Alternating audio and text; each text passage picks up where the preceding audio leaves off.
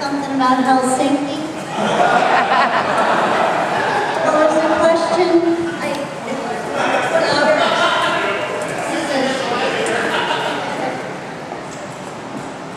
Well, Jennifer, that's a great idea, door-to-door selling Twin Peaks DVDs. I can go along with my idea that I've had for years, door-to-door breast exams.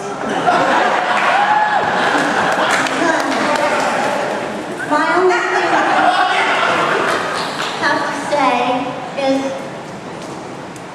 in 20 years, it's amazing to me that there's only one person that knows how to do all this crap. Not one other asshole in the entire industry has figured out how to do something that's magic, and well, except the Lynch family. What an excuse!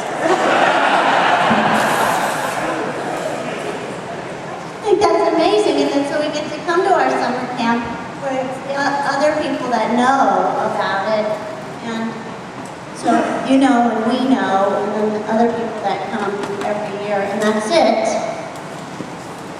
Maybe we should go take all the people out of Hollywood and we should move there. Yeah.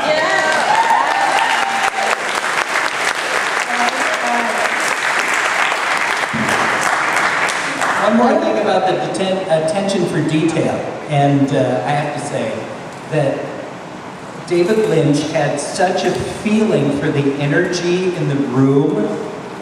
There was every so often when he would just yell, "Cut!" and somebody would wonder what was the matter.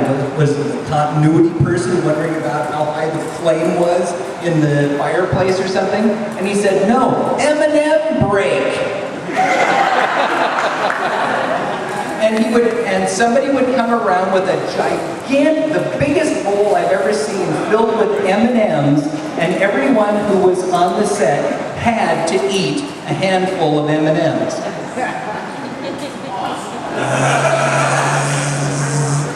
Anyway, it was pretty cool.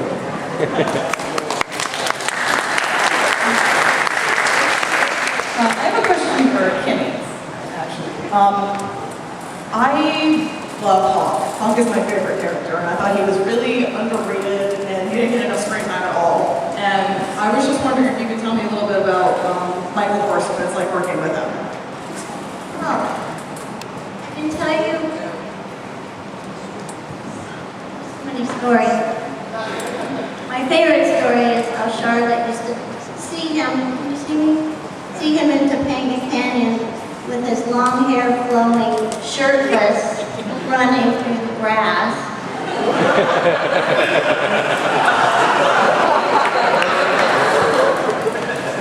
No hair, you know. He was just great. He was funny and subtle, and I met him at the party that we all went to up there on the mountain. We first did the pilot, and he did his story that he told me every time I saw him, how models. He dated models for a while, and anyway. That was pretty much him. We never talked about anything that had to do with acting. We talked about jewelry, and he gave me some jewelry, and John, he gave me some jewelry. And that was it.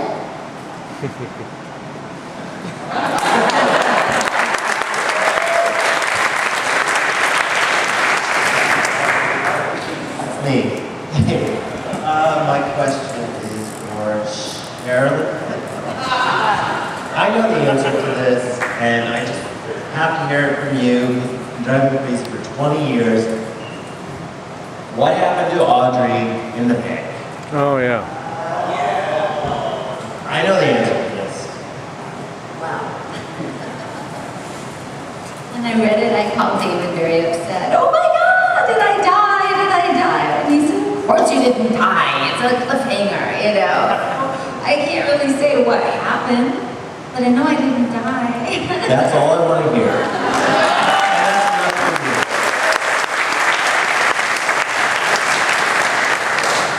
You know what? I can share something funny about the Norwegian story. Okay, I didn't remember that it was relit because that just wasn't my perspective. I just probably thought I was doing something wrong. Okay? But all I know is I had worn this pale pink sweater that was mine, and I joke around that that sweater became a casualty of that scene because they kept pulling it tighter and tighter and tighter and tighter. Yeah. And there was a huge knot behind my back in my poor sweater, and I'm trying to lean against this wall like this huge knot going, okay, this is, I guess, what the Twin Peaks are now, you know?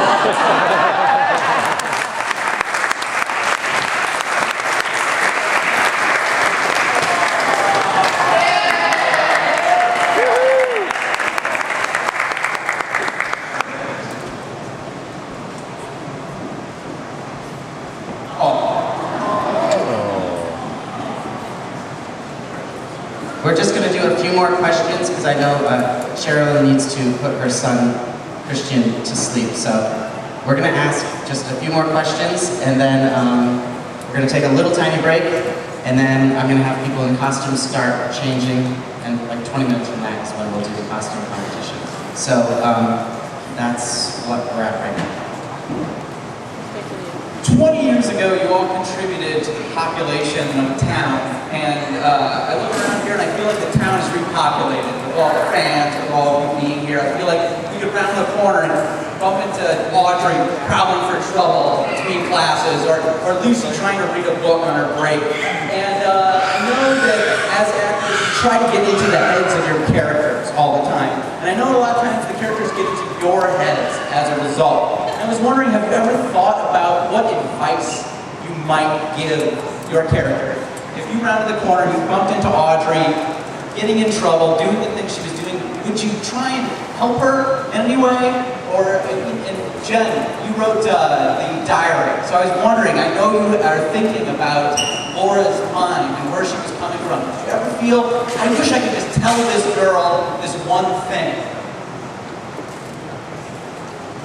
I thought Audrey was doing okay by herself.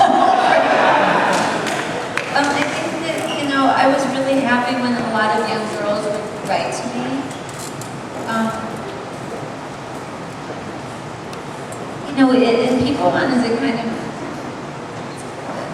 I loved that in the second season, David said she was still a virgin, and that she was a young woman that was going after her power and exploring that part of herself, and she thought she loved, you know, special agent Helper, she loved him. She wanted to be with him, she wanted to do whatever it took to be with him, you know, and so she'd work in a brothel and she'd do what she had to do. You know, I don't know.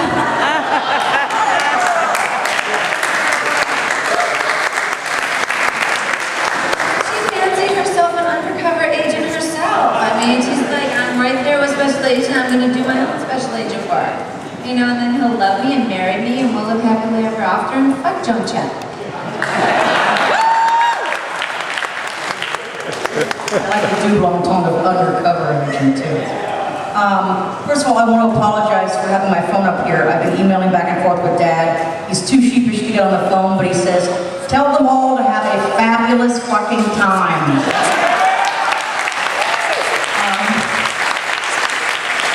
Yeah, he's insisting, no, don't put me on the phone. Anyway, he sends his very best. Dale? So let's all have a fabulous fucking time.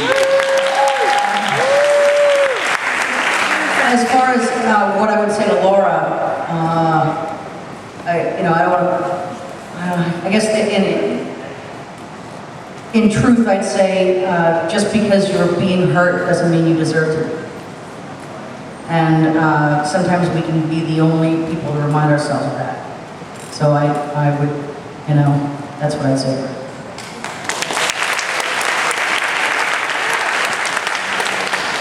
I'd probably tell Sylvia to stop hitting the bottle. And make the Great Falls Lodge a destination tourist spot.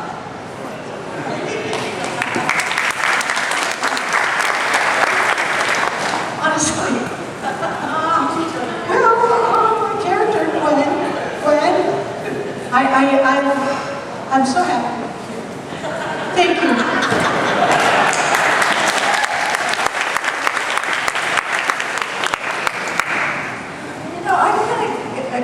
interested about Betty Briggs because, there were a lot of different writers and different directors on the show, and I think I started out being one kind of Betty Briggs, which was kind of the typical, wants everything peaceful, wants everybody to just have a good time. It was my idea to wear a happy face button to funeral. Because get everyone good. And then later on, they write the scene that is totally different, very emotional, and very, very heavy. When nature, when Garland disappears. No, I'm at the Twin Peaks I was Fest. actually kind of confused by that.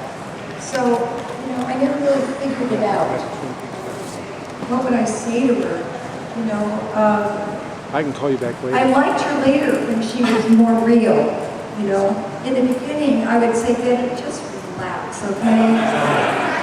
You don't have to please everybody, and that's the kind of thing I thought she was. But later on, I really did like her. I guess that's what I felt in the beginning is, don't try so hard.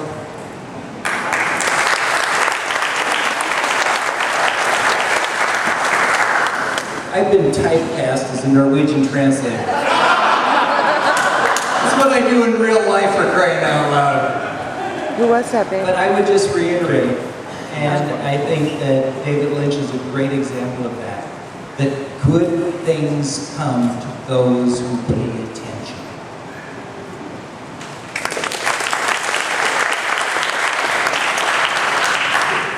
Definitely say dump dick.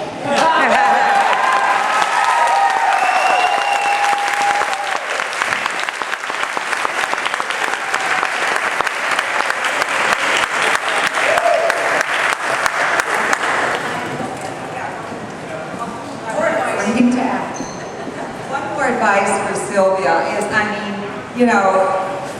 she's a lousy parent, and look what, her daughter was doing all the thing. And if I met her in town, I'd say, ground her, do something. Get her at home and, be a better parent, tell her to shape up. And we have one final question. Most of you are going to be at the picnic tomorrow, I believe. So we're going to do this one question, and then I'll have them answer. Ooh, pressure. Okay.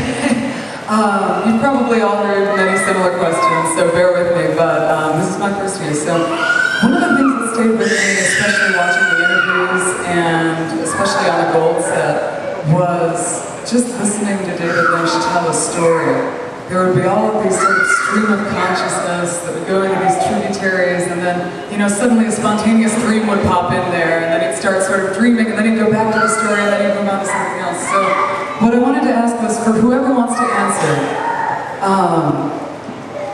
was there ever a moment where you were in a fog and one of those little streams of consciousness brought clarity, or was there ever a time when something he said at a specific moment really resonated with you and stayed with you?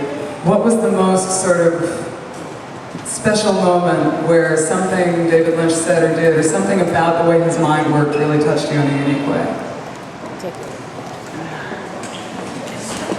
I didn't want to get her. Now you're in trouble, Kathleen. I didn't want to get her with her son. You're doing great, Kathleen.